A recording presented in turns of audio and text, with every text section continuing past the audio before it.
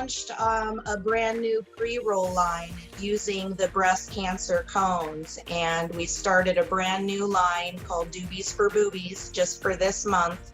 And it was a great way to launch our pre-roll line. We sold out all over Oregon. We are almost to our $10,000 goal.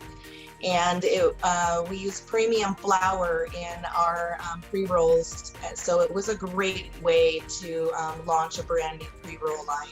You know, Lifted started out as a medical cannabis farm prior to legal recreational cannabis growing. And so we have long believed in the medicinal values of cannabis. And as I mentioned, we use premium flour for these pre-rolls to give them a full spectrum medical benefit. We used our indoor Lemon Royale, it's loaded with terpenes, loaded with cannabinoids, so you really get a full medical benefit to the flower. Thank you, Custom Cones USA, for the opportunity to be a part of Cones for a Cause.